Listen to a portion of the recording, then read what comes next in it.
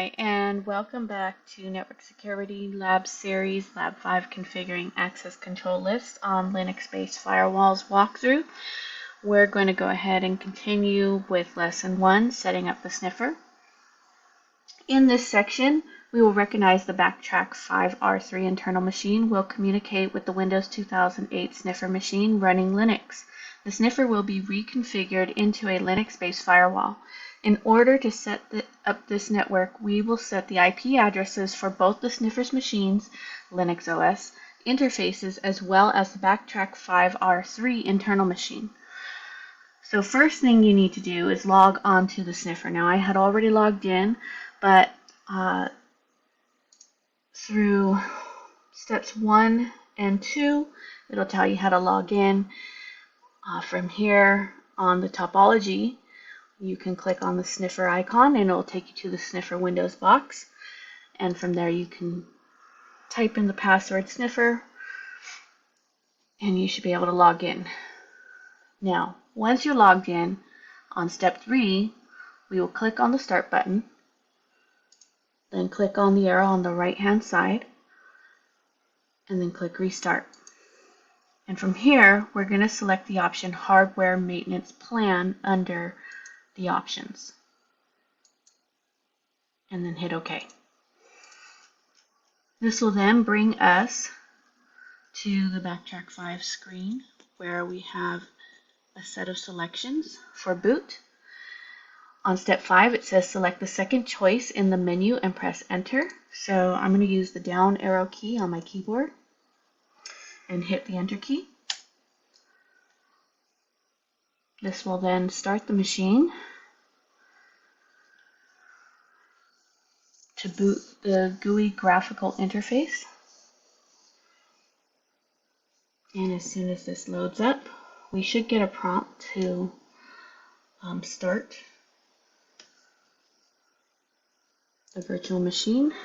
On the bottom here where it says root at bt:#, we're going to type in start x, all lowercase, and hit enter. This will now boot our Windows 2008 Sniffer on the Backtrack R2 version. We're going to make some changes to the screen size, or I should say screen resolution, by selecting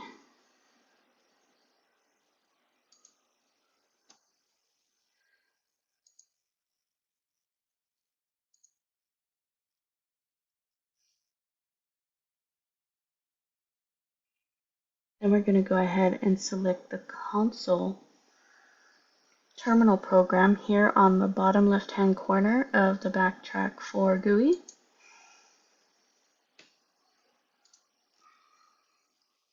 On step 9, we're going to go ahead and type in ifconfig to view all the active interfaces.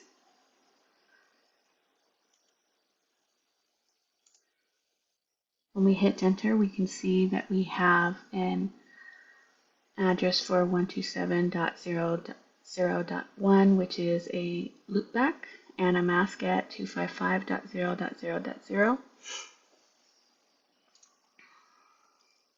On step 10, we are now going to type in ifconfig space -a so that we can view all available interfaces on the system. We hit enter and we can see that ETH0 is a broadcast multicast, ETH1 is a broadcast multicast, and we have our loopback with our loopback address. And you'll notice that ETH0 and ETH1 do not have IP links, so we're going to set those up now.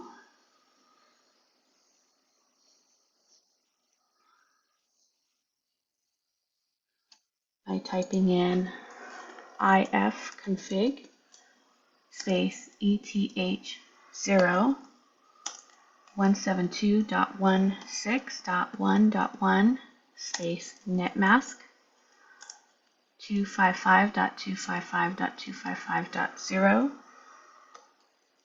up.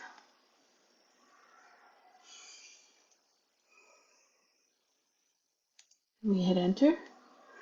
Then we're going to type the following command to set the IP address of the Sniffer server to ifconfig. Well, we're going to use the command ifconfig eth1 space 216.80.80.80 with the net masks of 255.0.0.0 up.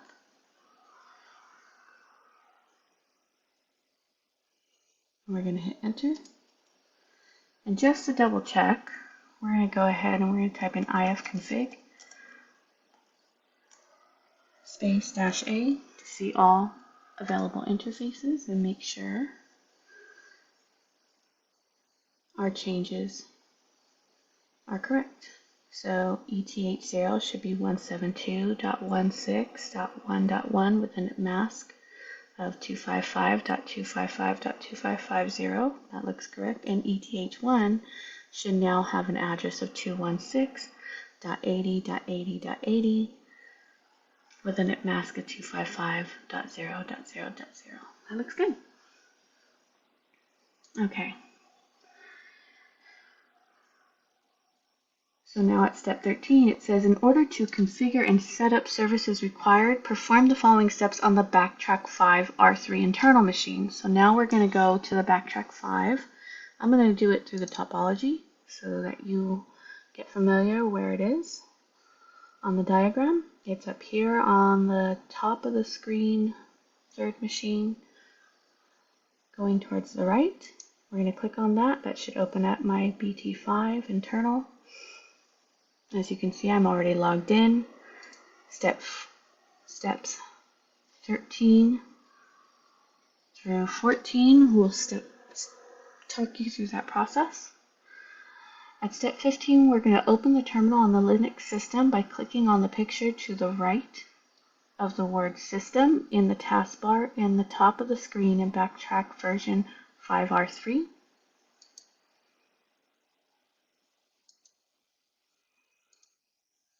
From here, we're going to set a static address on the Backtrack 5R3 internal machine and type the following command.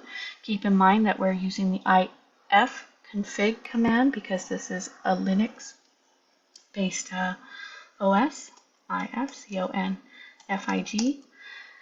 Then we're going to type in space eth2 space 172.1.6.1.550 space net mask space 255.255.255.0 space up. We're going to hit enter.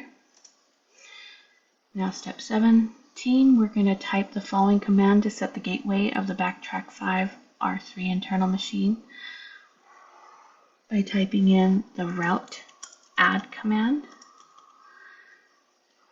You're going to spell it out, ROUTE space ADD, and then we're going to type in default space GW space 172.16.1.1 and hit enter. Now we're going to view the gateway settings as we have set them by using the netstat-r command. Type that out, that's netstat space -r and hit enter. This will take a little while to load.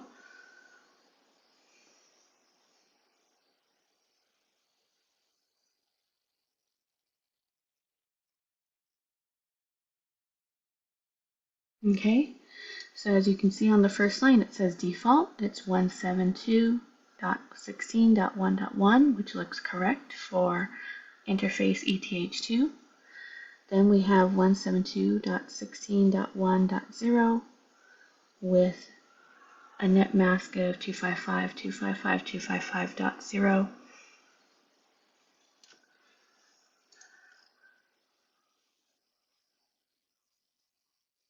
Now we're going to go ahead and we're going to try to ping 172.16.1.1, which is our gateway.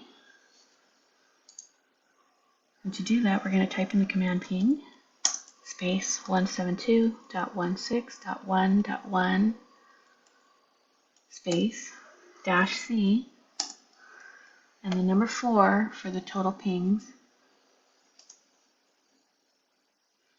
And you can see it'll ping 4 times.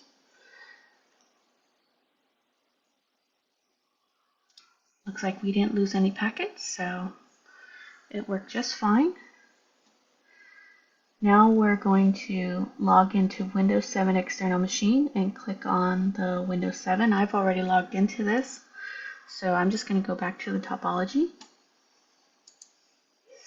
And I'm going to select the Windows 7 external machine.